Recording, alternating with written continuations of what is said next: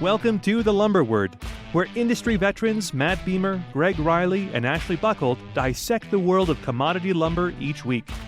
We bring you up-to-date insights on supply, demand, and market trends, sharing our trading expertise to benefit everyone in the supply chain.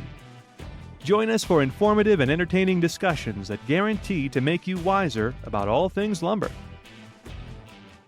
Hey everyone, welcome to this week's The Lumber Word Show. We're recording it on the 13th of March, 2024. Can't believe it's already the 13th of March. We got Gregg Riley, Sitka USA, MattBeymer, Hampton Lumber Sales, Ashley Buckholt, Sitka USA. And we've got a guest returning who really helped us pump the podcast up last time. That's when we started really trending in positive. So we got to get your social department out there to launch us again. Joe Pepe from LMC. Back by popular demand. Yeah, welcome back, my friend.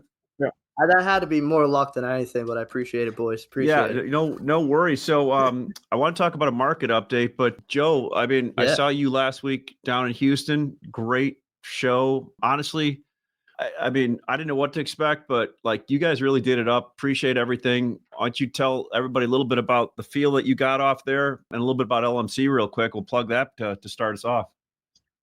Yeah, thanks for coming. I'm going to put it right back on you. That was your first LMC show. What did you think as a vendor? I thought it was great. I really, I thought it was pretty cool the way that you guys had desks set up like trading desks. So there's a lot of activity and walking around on the floor, which back and forth. And the cool thing is every single person I talked to in your department, plus people I haven't, came by to say hi, introduce themselves, saw people from all over North America, Europe. Dealers, how many dealers would have been at the show, Joe? Let's see here. If I had to guess, there had to be at least, doing the math, probably at least 220 to 250 dealers at least. Okay. And that's pretty much a cross section across the U.S. from a geographic standpoint, or is there heavy concentration in any one region? Well, we're still a heavily Northeast region company. We're trying to, stretch out west. We're expanding out west more and more every year. But, we started over 90 years ago out in the New England region, and we're still that's our biggest dealer base is still the New England region, but we're spreading out west more. That's still probably the place where there's the most, independent dealers. The South and the West is much more, I guess, I would think heavily dominated by, the major national companies, and then there's less independent dealers. But yeah, and further west too, you're getting all those yards were just so much more spaced out. Well, cool. I appreciate one other shout out. I sat next to the booth, the guy from Castle, Travis Morin, I think it is. He's so the regional director. They do a lot of the security camera solutions in the industry. I promised I'd give him a shout out because we sat and talked to each other the whole time when there wasn't as much traffic for the booth, and great guy. So if you need a solution for your security cameras, call Travis over at Castle Systems. Given that I've got like two trucks that have gone missing in the last little while, Ash, I think I need to call Travis and get him on the job. Yeah, that's a great. I don't know how that happens. Like, I know, a big tandem truck going to a job site and then not showing up somewhere. But then I think about it and I go, given the number of loads, I'm actually amazed that as many loads deliver where they're supposed to when they're supposed to. That's true. That's right. So let's jump into it. So anyway, I was going to start with the market update. Great show last week. Lots of volume at the show. I got back on Friday. Pretty decent market. Started out Monday and Tuesday, and we were talking on the phone. We were talking before we launched this. Matt's had a good week. Gregg, we've had a fairly good week. Moving stuff. Matt, I don't know how much you want to talk about this. I'm walking with my wife last night, and you called. Thank you for that. And I rescue you from your wife. Is that what you're saying? That was great. We were at a great walk, but Matt brought up. Hey, she listens to the podcast, so Ash, that's right. No dump talk. No dump talk. Ashley, my sister-in-law. There's no risk of my wife listening. If I turn it on, she's like going, "Turn that off." Nobody wants to listen. My sister-in-law listened to it last week, and she had a lot of really good things to say about it. She said that she was pretty convinced she wanted to hedge spruce now at this point after hearing us talk last week. Which is awesome. I have a question about the show. You've got a couple hundred dealers down there. if you were gonna generalize their attitude about current business conditions, future business conditions, what would you say that it was, Joe? I think everything for this year is still. I think everybody's still surprised that it's actually really positive. I think everybody's still waiting for the shoe to fall or whatever you want to call it here, with how prices were a few years ago and how the market's fallen, and we're seeing the Western mills and everything kind of just have these horrendous pricing decreases and these horrible losses we see coming out. But the housing market here has still been strong enough, and there's still plenty of business to be had. Especially Texas has finally started to heat up here, Ash. We've seen that past couple weeks here, and here it's still going to be strong here through 24, it looks like. And I think 25 is still an unknown. Seemed like 23, we were thinking 24 may be unknown, and now it seems like it's kind of going on to the next year. We don't have a good outlook for the next year, but it just seems like right now we're still looking. Joe, can I just tell you a little bit about my time frame, what it's like? So I work in little increments. I'm going, hey, what am I going to do today? What am I going to do next week? What am I going to do next month? People start talking about 2025. I'm like, you know what? I don't even know if I'll be here. I mean, I'm like going, hey. Because I just think of when you talk about your dealers, like inventory position, hey, are they light, medium, or really heavy? You see how I said really heavy, not just heavy, really heavy. Yeah. No, I think everybody's still in the position of lean for sure. Lean to medium. Okay. I wouldn't call anybody heavy at this point. Yep. I don't know if you guys have been seeing different, but from our standpoint, it's definitely lean to medium. I definitely want to make sure I said why Matt called me. So when my wife does listen to this, it wasn't just okay. This is the cleanup section. So no, this is a good. And by the way, I have the best sister-in-law in the world too. So she listens again. Tara, thanks for listening. Okay, so Matt and I were talking, and Matt, we talked for half an hour, and it was great because Gregg just asked Joe about inventory. I had a note on my desk. I asked Gregg last week. I said, hey, I got a guy I got to talk to. What do you think about days of inventory? He said, hey, anybody with 30-day risk, which are the traditional home builders, 2 yards, you probably don't need more than 45 days. If you're talking 60 and 90 days, Gregg, correct me if I have this wrong, but I think it's correct. See, I'm getting better at that. 75 plus days. If you're, 60 to 90, 75, 100 days. And then you brought up the point of now is the time if you want to extend yourself, maybe buying rail cars, because that even extends a little farther. Was that kind of the feedback that I felt? And Matt and I were talking about it, and we threw out a few things. I'm going to throw a bunch of stuff out here. Okay, dealers right now are dealing with high-priced OSB, right? Our little group here, Matt and Gregg and I don't look at that as much, but it's priced in. These guys are feeling probably some pain, multifamily and single family, on OSB spend, right? Lumber maybe isn't as much on the radar, but it's starting to be. So where are we at in this ball game right now? Last week we said we were in the middle of the game, on the side of the dugout, in the middle of the innings with our big shoes and watching the game happen. Are we a little later in the game now? Matt, what do you think after our conversation last night? Opening day is 3 weeks away. I'm kind of 3 weeks away. Yeah. I'm wavering about that question because traditionally these rallies that we have in dry lumber, Western spruce, Eastern spruce, whatever you want to call it, but I just call it dry lumber. They go 3-4 weeks, maybe 5-6 weeks if you really get a good one. This is like the third week or maybe the fourth week here where we've been seeing upward pricing in futures, upward cash prices, momentum in the daily trading. And so the veteran trader in me would expect it to slow down going forward and then tip over at some time here in April. What's making me question my own belief structure is what you just alluded to, the huge rally that we've seen in panels, the strength that we're still seeing in studs.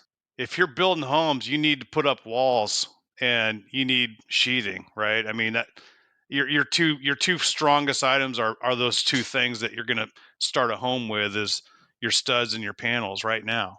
And so that that makes me question: are we in the 7th inning, or are we still in the 4th or 5th inning? And right now, I'm kind of leaning towards we're in the 4th or 5th inning. I don't think we've reached the final capitulation stage where everybody just has the final blowout and they just throw in the towel and just buy everything they possibly can because that's what their boss told them to do. Well, Greg, so great point, Matt. Greg, you brought up last week that if we remember right, a lot of volume done end of Q4 last year, beginning of Q1 this year, but not much price movement.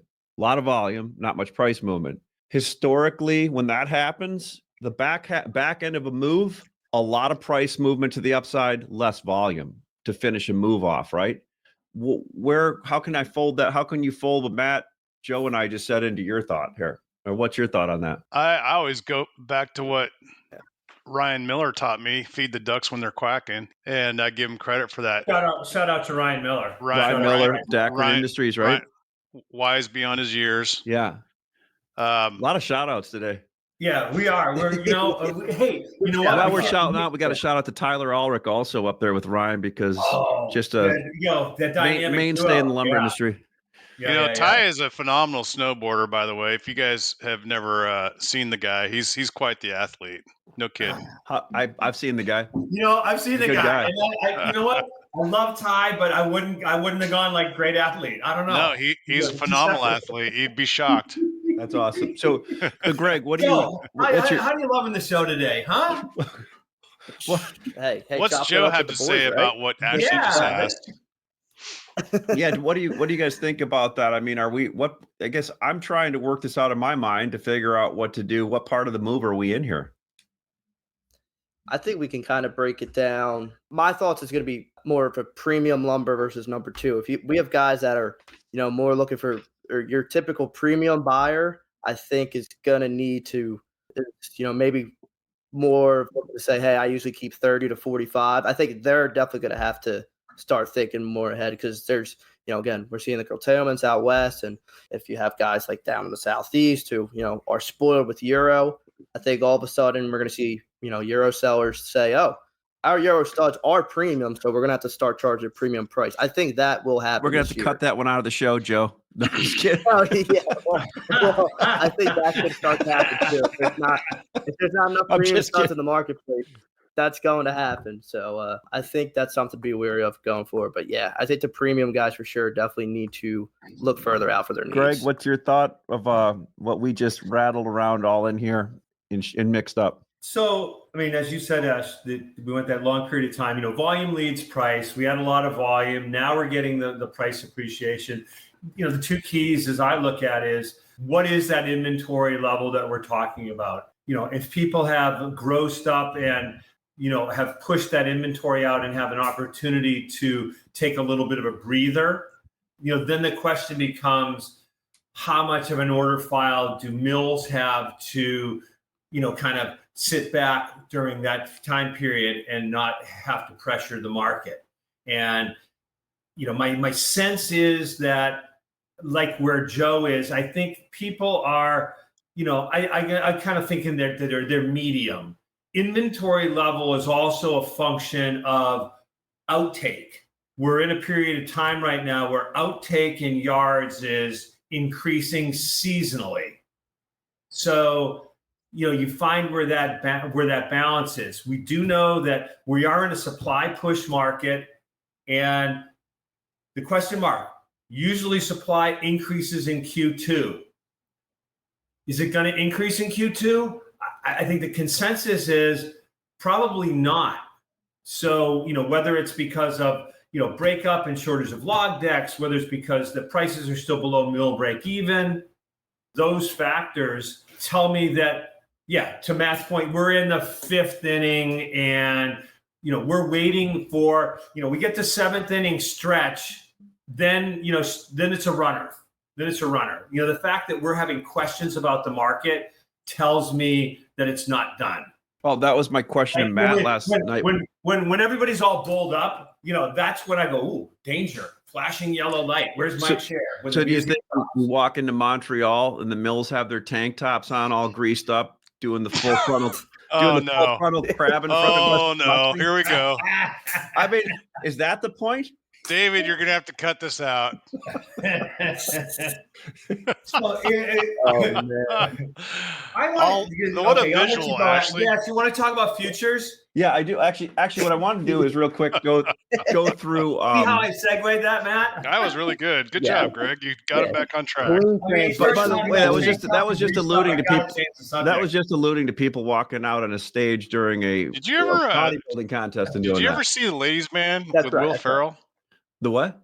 Ladies Man with Will Ferrell. He used to get all oiled up and wrestle with his neighbor. It was part of the movie. Yeah, No. that was the image that you were portraying right there, Ashley. No, it was meant to be like a Schwarzenegger event. You know what I mean? You need to get on Netflix and pull up Ladies Man. It's pretty funny. I want to talk. What I want to do is talk a little bit about some market updates. So Matt, Western Canadian, anything going on there? I saw a bunch of EFPs done this week. Western Canadian and U.S. species. Anything to highlight there? At the mill level, it's a little slower because the pickings are slimmer. It's definitely harder as a trader here for me to go out and buy what I want to buy from the mills that I buy from in the West. And then as a seller for Hampton, I'm selling. Like today, I sold a bunch of 2x4 and 2x6 right off the mill list at new highs. So I mean, we're not putting out a lot of lumber because I sold first week of April, and right when the show started, I just sold a bunch more stuff into Texas on rail. So my business on rail is still pretty good, but it's much harder for me to buy the lumber, and we don't have as many car offerings and truck offerings as a company as we did a week ago. We just, it's because we built a significant order file here, and we don't want to, like, if the market was crummy right now, we'd probably be paying more attention to what customers want to tally. There's always the 3 points of negotiation: ship time, tally, and price. And right now we're winning most of that conversation. So we'll still give a little bit on tally or price if we have to, but it's a lot closer to what we want than what the customer wants at this moment. And that seems to be accepted by the customer also. So it's also changed on green. So the green market was the slow one because the weather was so crummy, and it's completely flipped over to, we better buy those 5 cars now. And guys are answering phone calls and paying attention to emails, and whereas they weren't even responding 2 weeks ago because it was flood time. What about your Western mills you talked to, Matt? What are they just doing on the contract grade 2x4, other items? There's still some 2x4 you can buy. I just saw some on a mill list emailed to me a second ago that looked palatable. I mean, there's lumber to be bought out there. It's not like it's unbuyable. Mm-hmm. I'm not really interested in buying, this will be sort of a segue to what Greg's question was back to futures. I'm not really interested in buying the cash 2x4 unless a mill wants to do a secret deal with me. But I am interested if the board sells off here, like it has a propensity, like it did in January, to drop $30 in a day. And if it does that, I think I would probably just buy that and just take delivery of that, because there's some really good back month hedges that you could take advantage of too. So to me, that's more interesting than the cash market. As far as cash goes, I've already positioned myself. I mean, if you listen to me talk in November, December, January, I was buying lumber. And so now I'm selling that lumber. And that's my plan going forward. And we'll see what happens in April and May. But the immediate 2x4 spruce trade that I would be interested in is more to do with futures contracts than cash. Good point, Matt. And Greg, let's take it over to Eastern and Euro. A lot of the Eastern mills that we talk to have got a 3-week order file. Heck, I called mills yesterday just asking for straight cars of some items in 2x4 2 and better. Guess what? Crickets, right? I mean, and when mills are out that, but certain items, they would come up with a B train or a truck or a car. So Greg, let's talk about the Eastern market, Euro market, and then fold that into March expiration here and the May spread. I mean, the volume's been good. The prices are higher on Eastern. I mean, if I was going to highlight a couple items that have had the most relative strength here, 2x4 14 foot. If I think back, a month ago, they were trading, $70, $80, $100 below 16s, and now they're right up underneath them. And tight, hard to buy item. And, the other is 2x6, 104 and 5/8. I did marry a month, 6 weeks ago. And, I said, hey, I've been married to 104 and 2x4, 104 and 5/8, but I really think it should be 2x6. And it ran away. They were even money back then. And now they're I don't know, $60 premium maybe. The question I have on euro is I've heard people say that there's more euro coming in. I have no confirmation of that from any of the ports that I talk to. They're basically, it's, what they can see over the next, 30 to 45 days is same, keeping with like your visit to the ports in Houston. I mean, it certainly wasn't in Houston. There was so many holes all over relative. And one of the places that was keeping euro, there was nothing left there and they're not taking any more in. Well, at the storage rates they charge, that's understandable. It's a good point. So, Is that Waco? what's that? Joe, what's your feeling on? No, it was Metro. Euro? Oh, Metro. At least that's what I heard. They had we had 2 trucks left there. That was it, and that didn't see much other stuff sitting on the ground. Yeah, we need a destination we had on those, Joe. Yeah. No. So what was that, Joe? What? We're all done. February. That's all done. That's What'd all you done. say now, So, Joe? What did you hear the same thing or? For end of March, I don't have conversations with the ports, but I'm hearing from other vendors that there's going to be a decent amount of supply coming out of March in different ports. So And that could be. I don't know. I don't think the port should be loaded up by any means, but it seems like there's going to be more supply than there was in Q1 for sure. I think especially 2x416s.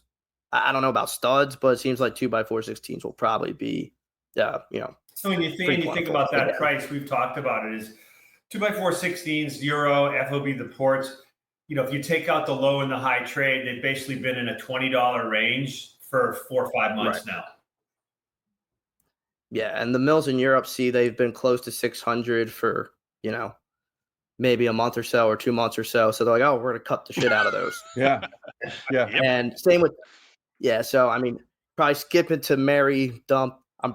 They probably are going to bring over a lot of 2x616s again too, as well, which I'd probably dump those pretty quick. So that would be my dump moving forward for sure. They're valued pretty well now, and which means they cut a lot of them, which means everybody's going to have them now, which means they're going to be stuck at the port for a while again, and we're going to see those. Yeah, we didn't see those for a while coming in, and all of a sudden they did. Yeah, I think last time I was on here, I married them, and now I'm dumping them. So I'm pulling a Gregg. We never married. We never married enough of those. So Gregg, you never get married soon enough to to the hottie. You can't get to this soon enough. Yeah, right. Just ask futures. March has been just anchored here in the mid-low 70s. The spread's gone all the way out. It's currently at $40. March, May. What's the high been? What's that high spread been? $40 is the highest that the spread's traded at. Okay. I mean, there's got to be opportunity there. If you buy March and sell May at $40, that's a decent return regardless of slippage. And, I'm just looking, I'm going, okay, so on Friday when March goes away and May's $615 or $620 or $610, what's that going to tell us about the market? I mean, it's going to look very, very positive, right? On a weekly chart, it'll look great, right? It's going to look tremendous. Although with a Friday expiration and a Monday open, it's going to leave a big gap on the chart. So, there's 2 schools of thought. One is that May's going to have to come down and fill that gap, which means it's going to have to come all the way down into the 590s. Right? Yeah. At some point. Yeah. So we got to think May is overvalued, right? We got to think that's a pretty at 5.7. No, it's not overvalued when you compare it to. I'm just thinking when May rolls around, I'm not thinking that it's going to be, if I'm doing the math, over 500 mil. Well, I mean, I get that, and Joe, that kind of gets to be that. Sounds like Jay wants to dump something else. What happened? That's that whole conundrum that we're going through, is going, hey, we're still below mill break even. Mills are not making money at this price. Right. That's it too. Where's Western Spruce mill break even now? It's north of $500 mill, right? So, you're not going to get more production. So then it gets back to okay, so is Q2 end use consumption going to outpace production? And if that's true, we're going to continue to get this slow grinding pull up that we've been in. I mean, if end use consumption, doesn't, then we could very well roll over. I like it. Let's go over to the Mary date and dump segment, because I'm kind of prepared for this one today. Okay. I'll kick it off if you guys want me to. I would marry. I want to marry 2x4 10s and anything in 2x4 10s. 116 and 5/8, 120 inch 2 and better. I just like them, and I think just because I watched the move of 14 footers over the last few weeks, 12 footers are hard to find, and Gregg and I were talking last night, and we're like, damn, 10 footers are just still kind of hanging out there. And we had a bunch in the reload, and we moved a bunch in the reload all the way from Boston down to, in some cases, Northern Florida. And they still feel good. Wow. If I'm going to date something, I'm going to date 104 and 5/8 number 2. Here's the reason. I like them. They probably still are undervalued relative to the basis, especially May. But you know what? When I walk into the dance, there's so many of them, right? I like it. And like I said, we're not looking for chairs yet on this one, but there's a lot of them out there. What I want to break up with, I just picked a group. We can do a group, right? It's like betting on a whole NFC or AFC. Take the field? Yeah, I'm going to take the field. I'm going to break up with anything without basis right now, especially on the spruce side. And I'll add one more insight to that. I had 3 calls this week from 3 different people that I haven't talked to in a while, wanting me to forward price Southern Yellow Pine, green and dry Doug fir, and a few other obscure items that are undervalued, I think, relative to the hedge. So I'm trying to play it safe and be a little careful on that kind of stuff. And oh, by the way, everybody wants extended shipment, and they want to pay less for extended shipment on those prices than the price today. So that's my thought. Who wants to go next? I'll go. So okay. Joe, you can back clean up on the stuff that I want to marry. It's just basically all low grade, 2x4, 2x6 economy, kiln wets, short lumber, number 3 utility, green or dry, doesn't matter, west or east. Just like all of the residual stuff, it's undervalued, and especially when you compare it to what we're selling 2 and better 2x4 for, and it's actively in seasonal increase in demand right now. And then when you throw in the price of finger joints, you can take that short lumber and turn it into finger joints pretty easily. And you take a 350 to 400 piece of lumber and turn it into a $700 piece of lumber. That kind of math works pretty well for guys that finger joint on purpose. And so there's, then this is also the time of year where the premium short lumber gets bought by the home centers. So there's a value in all this. We spend, 6 months of the year just staring at these piles of lumber at the mill level and going, what are we going to do to get rid of all this stuff? And then we spend 6 months of the year going, hey, everybody wants this. And we're in the beginning of that process where the crappy lumber has some value. So I like that. I'm marrying the crappy lumber. And then I'm dating that trade I talked about earlier, where if I can either get the futures board or some cash mills that want to quietly discount $30 overnight, I'd go ahead and buy that and just lock in a huge basis with the back months and sleep at night, right? So to me, you could almost marry that one, but I don't know if it's going to happen. I'm waiting like everybody else with bated breath to see if that happens. And then as far as dump goes, price of 2x4 14s and 16s have climbed up enough now where I don't really want to dump them, but I want to sell them. I mean, it's like, hey, they're liquid. You want them? Go ahead and take them. Sure. I sold a bunch of 14s yesterday. I'm selling 16s today. That's fine. That's exactly what I should be doing. And I don't call it a dump, because to me, dump has a negative connotation. But if you want to pay me you're breaking up with them. Yeah, there you want to pay me 6 something delivered for this? Yes, go ahead and take it. That's fine. They're just going to be better with another partner than you. Right. I'm actually looking to trade down. So like, you're 48 and I'm looking for 29. Okay. I hear you. It's usually no hard feelings. It's usually half your age plus 7 is the rule. Yeah, that's your lower limit. Half that's your age the lower limit. I swear to God, I hope my wife never knows about this show. So, yeah, we may need to cut that one. Greg, what about yourself? No, Joe. Joe. Yeah, so we know my I'm moving on from 2x6 16s. Actually, no, I'm dumping them. I think I'm dumping them. I'm using them negatively. I think they're they're extremely overvalued right now, especially on the euro front. And I think we're going to be seeing a lot of them here end of the month, and they're going to be stuck at the port again. So I'm dumping them.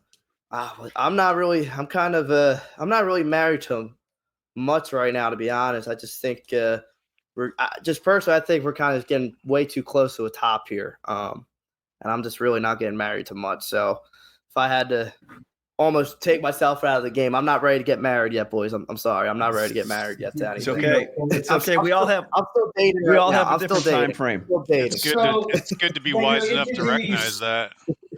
Yeah. Interesting you say that, Joe, because we were having a conversation. We've been pretty much consistently bullish on prices since, like mid-late fall. Varying degrees week to week. I don't know. There was a time in January where I jumped up on the table and I said, buy. We talked about items, and a lot of the things that we've highlighted, they've moved up $80, $100, $1,000. I mean, there's been some, significant move. They're still in the big picture. Like if guys sit back and they look at it, they go, the price of lumber is not inhibiting anything in the marketplace right now at the end user level. That's for sure. So one of the things we were talking about is going, okay, if, this week we've talked about, maybe questioning some things and whatnot, we're still all saying, hey, at least Matt and I are still bullish on prices. My question was, if all of a sudden we turn really negative on the market, are we going to get like people that are hate mailing the show, Ash? Are we concerned about that? I think that's a good thing, right? I mean, we certainly would hear both sides of it. I guess the question I had is, people always, the market historically likes being long. People like being long, right? I mean, that's just human nature. It's hard flipping your hat around, right? But the point is, it all depends on what segment you are. It all depends upon what segment you are. I think people will appreciate it if they've done what, like we say, we have a disclaimer on here. We don't say anything that we recommend is recommended for you to do, but I think we've been pretty consistent what we've said.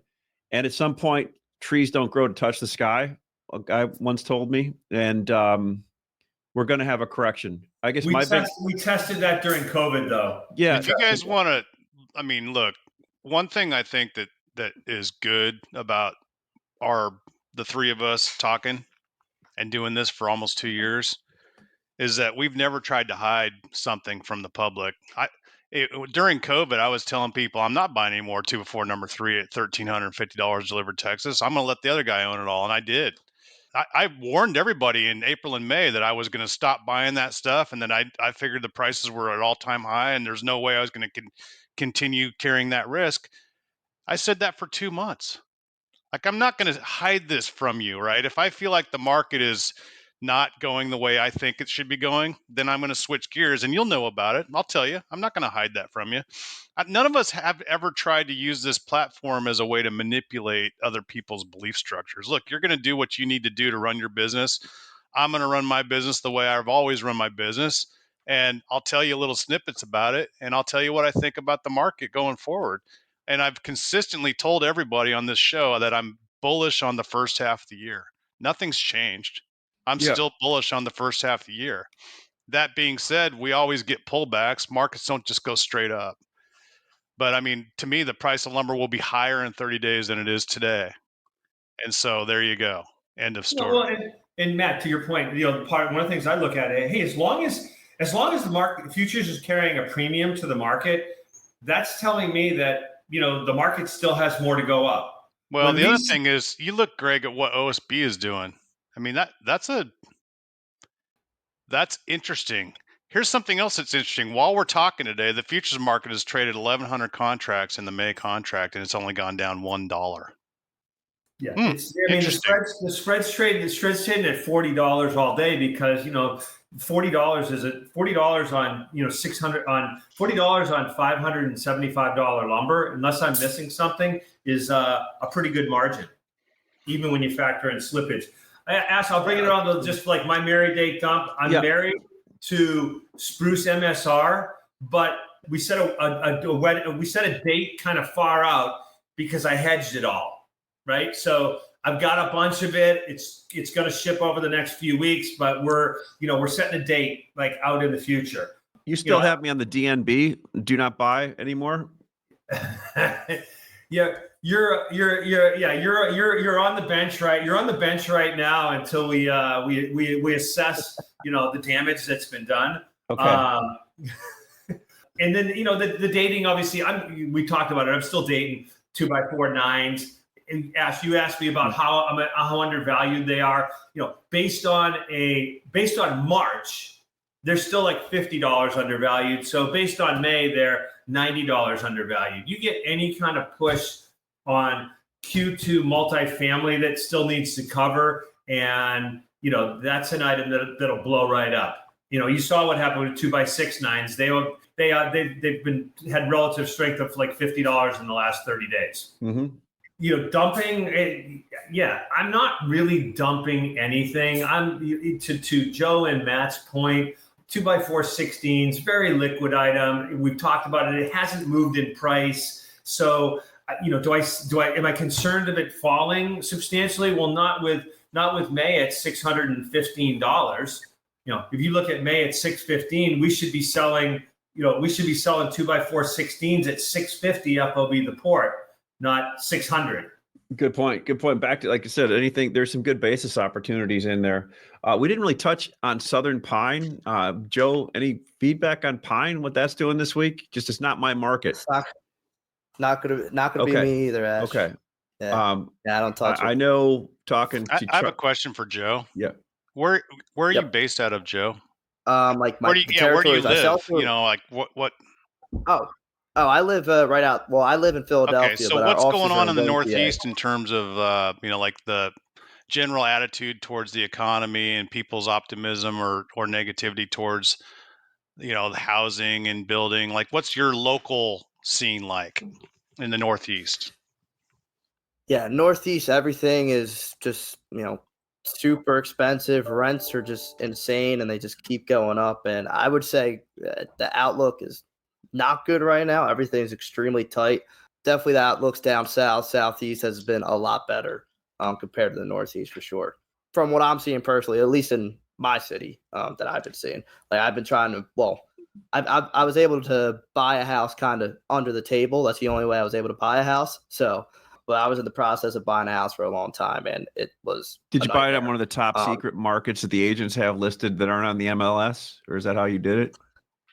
Yeah, being Italian, I know some people. He probably threw some.